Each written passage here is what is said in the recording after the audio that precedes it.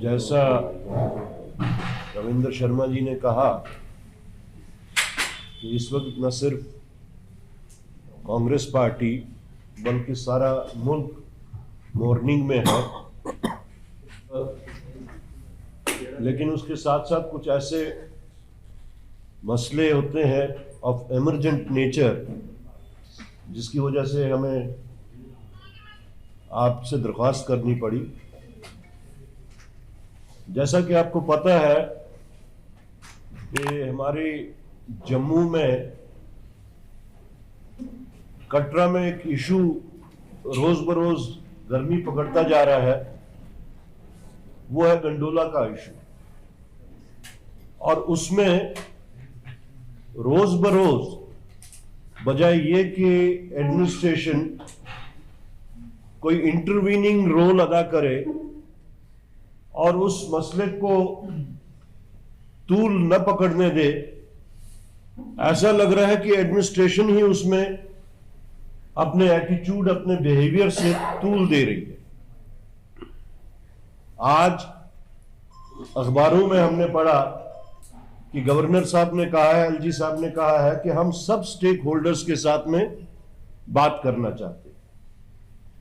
पहले तो इसके बैकग्राउंड में हम जाएंगे कि 27 नवंबर को ऐसा ही इशू जिस वक्त वहां उठा, पुलिस की तरफ से ज्यादती हुई, पुलिस की तरफ से वहां पे जो एजिटेटर्स थे, प्रोटेस्टर्स थे, उनके ऊपर लाठीचार्ज हुआ।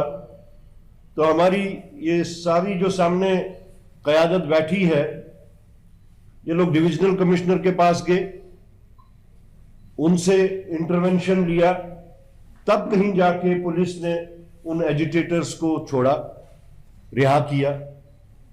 और उसके बाद में हमसे बात करके ये लोग जब वहां गए, रास्ते में फिर से उनको रोक दिया। बावजूद इसके कि इंटरवेंशन डिविजनल कमिश्नर की लेवल का था, लेकिन रोकने का कोई जवाब नहीं बनता था उस वक्त। फिर से गवर्नर डिविजनल कमिश्नर को इंटरवीन करना पड़ा।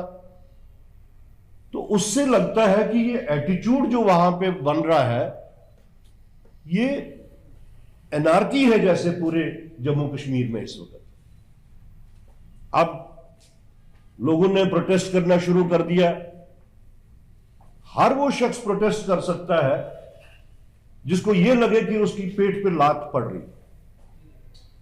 तो आपने वैसे बंदूक के साथ उन लोगों के साथ में आपने एक्सप्लेन करना है।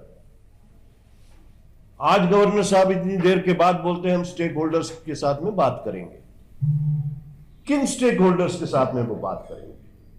उन सारे स्टेक होल्डर्स को तो उन्होंने जेल में बंद करके रखा हुआ, आधे रियासी जेल में, आधे उधमपुर जेल में, और ऐसे इनह्यूमन तरीके से उनको वहां पे रखा हुआ है, अनहाइजीनिक कंडीशन में वहां पे रखा हुआ है।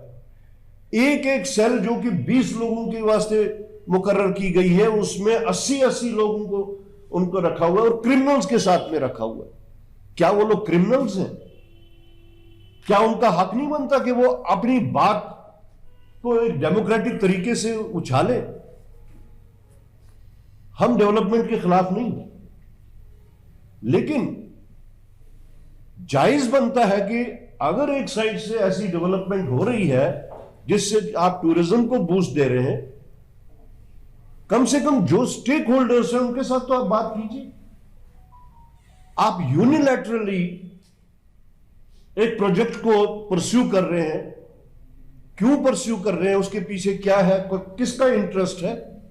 We don't want to get into that at this moment. लेकिन जिस तरीके से आपने वहां पे एक एनार्कियल एटीट्यूड वहां पे लेके, हेजेमोनियल एटीट्यूड लेके, वहां के लोगों को आप, वहां के एजिटेटर्स को आप ऐसे ट्रीट कर रहे हैं जैसे वो क्रिमिनल्स हैं। इसलिए हम फिर से रीइटरेट कर रहे हैं कांग्रेस पार्टी का स्टैंड कि जितने भी स्टेक होल्डर्स हैं उनके साथ में बातचीत होनी चाहिए, लेकिन उससे पहले जो लोग पकड़े गए हैं, जो लोग गिरफ्तार हैं, उनको पहले रिहा किया जाए। तभी आप स्टेक होल्डर्स के साथ में जायज तरीके से बात करेंगे। आप अपने नॉमिनेटेड लोग उनमें से आप किसी को निकाल के कहेंगे कि ये स्टेक होल्डर्स है? नो। जो लोग गिरफ्तार हैं, चाहे वो घोड़े वालों की तरफ से है, चाहे दुकानदारों की तरफ से है, चाहे बारीदार वालों की तरफ से है, चाहे वो पोर्टर्स की तरफ से है, पिट्ठू वालों की तरफ से, उन सबको आप पहले रहा कीजिए और फिर उनसे बात कीजिए। अदरवाइज ये आपके कहने और करने में जो फर्क है, ये अब सब देख रहे हैं कि एक साइड से आपने स्टेटमेंट इशू कर दिया कि हम स्टेक होल्डर से बात करेंगे और दूसरी साइड से आप उनके ऊपर डंडे बरसा रहे हैं। आप, हमारी ये टीम बार बार वहां जाने की अटेम्प्ट की, समझ नहीं आ रहा है कि उन लोगों से बात करने के वास्ते सिर्फ कांग्रेस पार्टी को क्यों आप रोक रहे हैं? बाकी तो सारी पार्टियां वहां गई, नेशनल कॉन्फ्रेंस वहां गई, आपको कोई दिक्कत नहीं। डिप्टी चीफ मिनिस्टर वहां गए, बाकी टीम उनकी वहां पे, कोई दिक्कत नहीं है। बाकी पॉलिटिकल पार्टीज जाती हैं वहां पे, कोई दिक्कत नहीं। सिर्फ कांग्रेस के जिस लीडर्स जाते हैं आपको रुकावट होती है, शायद इस वास्ते कि कांग्रेस उन लोगों के साथ रिलेट कर रही है या वो लोग कांग्रेस पार्टी के साथ रिलेट कर रहे हैं। तो डेमोक्रेटिक सिस्टम में यही बनता है कि आप उन लोगों के साथ बातचीत करें, ऑल द स्टेक होल्डर्स। हम ये नहीं कहते कि आप उसमें पिक एंड चूज कीजिए, डेवलपमेंट के भी हम खिलाफ नहीं है। और उसके बाद में जो भी कोई कंसेंसस बनता है, what we want and what we are demanding is to develop a consensus. It should not be seen that it is being thrust upon them. It should not be seen that it is being pushed unilaterally to fulfill the underhand arrangement of somebody। तो ये सब चीजें आपसे कहनी थी, जिस वास्ते हमने बावजूद इसके कि मॉर्निंग चल रही है, आपसे बात करना बेहतर समझा। करने में तो जितना भी फर्क है वो देखने पे मिलता है।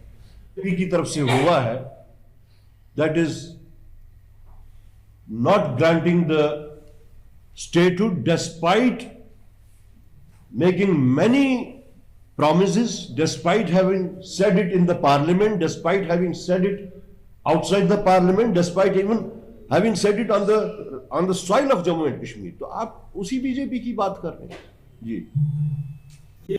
अब उनके वास्ते हर वो चीज सियासत है जिसमें लोगों की भलाई हो, जिसमें लोगों का इंटरेस्ट हो, या जिसमें उनका इंटरेस्ट हो अगर कांग्रेस उसकी मुखालफत कर रही है।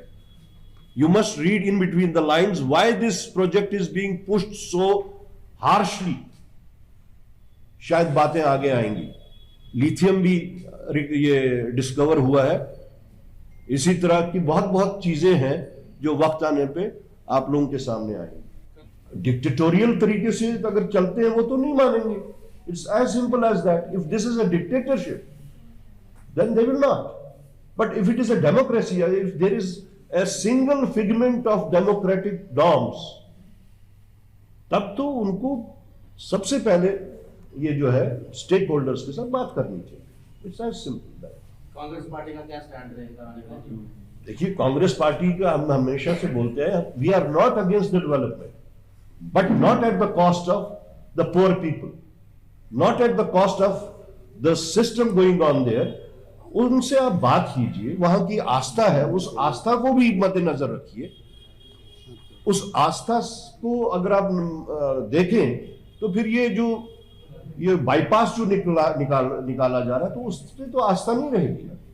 तो हमारा यही है कि आस्था को मद्देनजर रखिए, जो स्टेक होल्डर्स हैं उनको मद्देनजर रखिए, डेवलपमेंट को भी मद्देनजर रखिए, कोई कंसेंसस डेवलप कीजिए वहां के स्टेक होल्डर्स के।